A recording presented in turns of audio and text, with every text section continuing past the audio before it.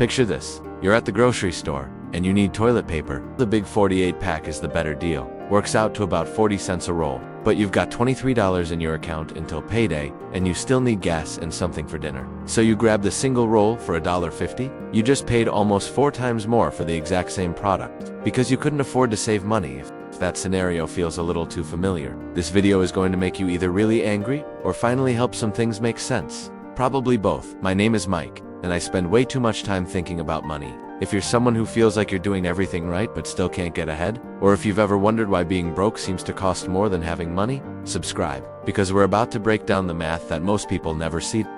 We're talking about something economists call the poverty premium. Basically, it's the extra money you pay for being poor. And before you think this is just about making bad decisions, stick with me. The math on this is absolutely wild, and it affects way more people than you think.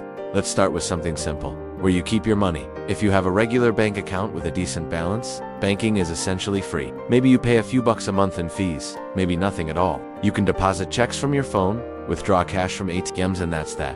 Here's what happens if you don't have a bank account. As of 2023, about 4.5% of US households don't have one, with another 14% being what's called underbanked, which means they have an account but regularly use alternative financial services. When you're unbanked, you need to cash your paycheck somewhere. Check cashing places typically charge 1 to 10% of the check value. Let's be conservative and say 3%. If you make $30,000 a year, that's $900 annually just to access your own money. You also can't pay bills online, so you're buying money orders at $1 or $2 each. If you've got 5 bills a month, that's another $60 to $120 a year. We're already at about $1,000 a year in costs that someone with a bank account pays zero. You might wonder why someone wouldn't just open a bank account. Here's the thing. Many banks require minimum balances to avoid monthly fees, often $500 to $1,500 if you're living to paycheck. Maintaining that minimum means you can't touch that money even in an emergency. The bank might charge $10 or $15 a month if you dip below the minimum, so you're risking $180 a year in fees to avoid the check cashing fees. Then there are overdraft fees. The average overdraft fee is about $34, and when you're cutting it close every month, it's really easy to overdraft. Low-income households are significantly more likely to get hit with multiple overdraft fees per year. Just 3 overdrafts and you've paid $102 in fees. I'm not saying it's impossible to avoid these costs. I'm saying the system is literally structured to charge more to the people who can least afford it. The math doesn't care about your intentions. Let's talk about what happens when you need to borrow money. If you've got good credit, let's say a score of 750 or higher, you can get a 3-year, $10,000 car loan at around 6%. APR? As of 2024, your monthly payment would be about $304, and you'd pay roughly $956 in interest over the life of the loan. If your credit score is 580, which is considered poor but not terrible, that same $10,000 loan might cost you 18% APR. Now your payment is $362 per month, and you'll pay $3,032 in total interest. Same car, same loan amount, same 3 years, but you paid an extra $2,076 just because your credit score was lower. Scale that up over a lifetime of borrowing. Car loans, mortgages, credit cards, and the difference between having a credit score of 580 versus 750 can easily cost you over $100,000 in additional interest payments. That's not an exaggeration. That's math. That's where it gets interesting. Why do some people have bad credit in the first place? Sometimes it's bad decisions, sure, but often it's medical debt. It's one emergency that cascaded into missed payments. It's having what's called a thin credit file because you never had access to credit building products. And once your score drops, you get charged higher interest rates, which makes it harder to pay things off, which keeps your score low. It's a loop, and we haven't even talked about payday loans yet. Payday loans typically charge $15 for every $100 borrowed for 2 weeks. Doesn't sound crazy until you realize that's a 390% annual percentage rate. Here's the thing though, if you need $300 to avoid having your electricity shut off, and you don't have it, and you'll lose more than $45 in late fees or reconnection charges. Taking that payday loan is actually the rational decision in that moment. The math still sucks, but it's the only math available. Let me show you one of the most frustrating examples of how expensive it is to be poor.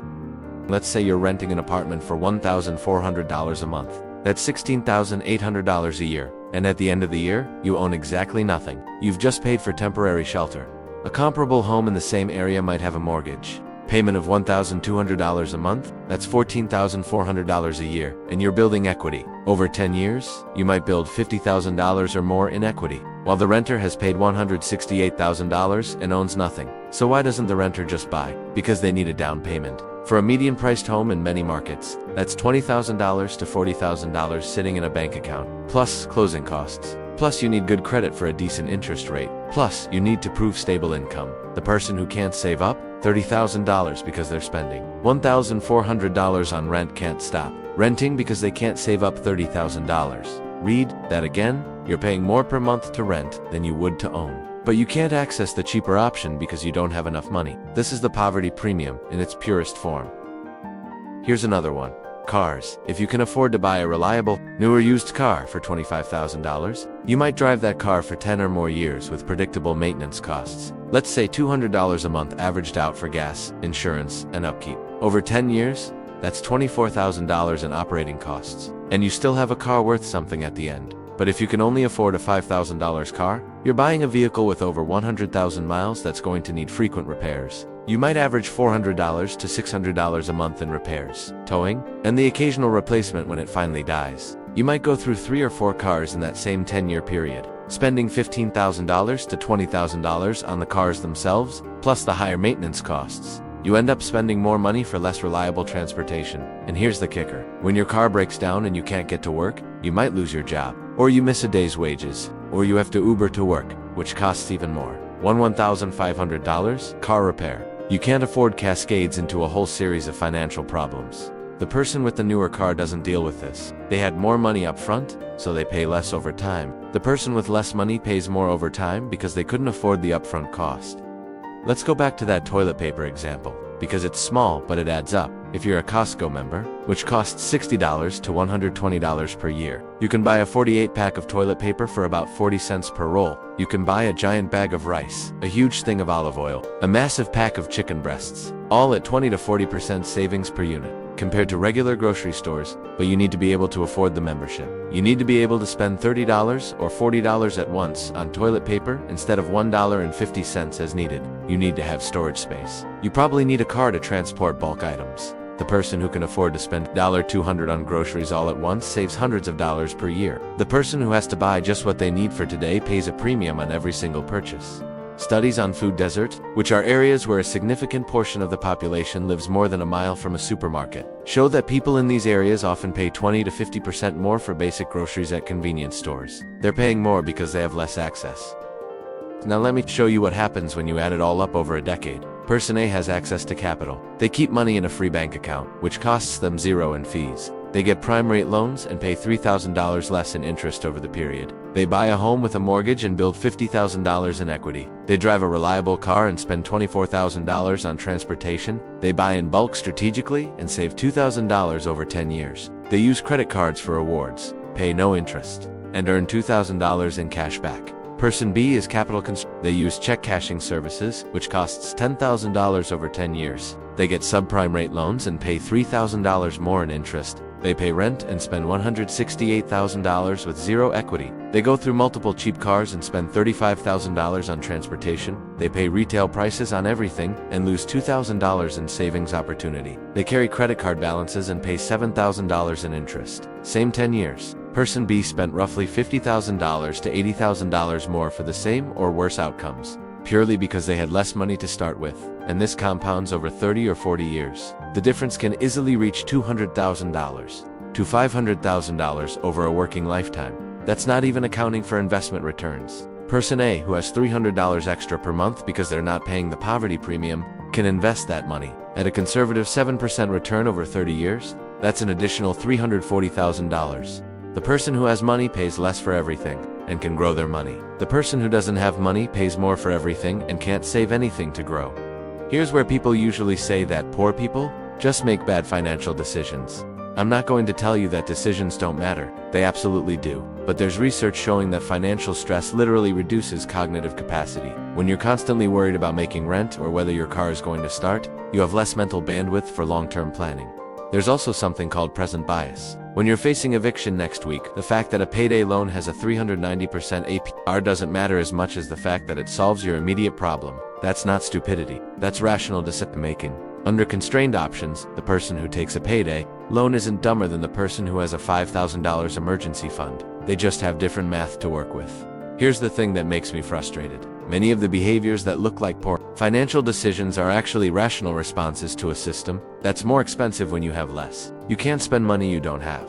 If you're currently experiencing the poverty premium, first, understand that you're not crazy. The system really is more expensive for you. That doesn't mean you're powerless, but it does mean you shouldn't beat yourself up for struggling against math that's stacked against you. Here are some actual steps. 1. If you're unbanked, look into online banks or credit unions that have no minimum balance requirements and no monthly fees. Chime, Cash App, and other fintech options have made this more accessible. Getting to zero banking fees instead of paying $1,000 a year is a real win. 2. If you have bad credit, work on building it, but understand it's a slow process. Secured credit cards, becoming an authorized user on someone else's account, and making sure rent payments get reported to credit bureaus can all help. It might take 2 or 3 years, but improving your score from 580 to 700 can save you tens of thousands of dollars. 3. If you can save even $20 a month into an emergency fund, do it. The goal is to get to where one unexpected expense doesn't cascade into 5 more problems. Even $500 in savings can prevent a payday loan. 4. Look for ways to reduce the premium you're paying. Can you split a Costco membership with a friend or family member? Can you buy certain items in bulk when you do have extra cash? Can you use a credit card for purchases if you can pay it off immediately, just to build credit and get rewards? 5. If you're in a position to help others, understand this math. When someone you know is struggling financially, it's probably not because they're lazy or stupid. They're likely paying 20 to 50% more for everything than you are. The poverty premium is real. It's measurable, and it's costing millions of people hundreds of thousands of dollars over their lifetimes. The uncomfortable truth is that our financial system is set up in a way where having money makes everything cheaper, and not having money makes everything more expensive. That's not about morality or effort. That's about math. Does this mean you have no control? No. Individual decisions absolutely matter, and there are ways to minimize the premium you pay. But it does mean we should stop pretending that everyone is playing the same game with the same rules. If you have money, it costs less to exist. If you don't, everything costs more. And that difference compounds over time into life-changing amounts of money. Understanding this math doesn't solve the problem overnight, but it's the first step. You can't fix what you don't understand. If this video helped you see money differently, hit that subscribe button. We talk about the math behind money that most people never explain. And remember, the fact that the system is stacked against you doesn't mean you're powerless. It just means you have to be smarter, more strategic, and more persistent than someone who started with more. You can do this. It's just going to require understanding the math. I'll see you in the next one.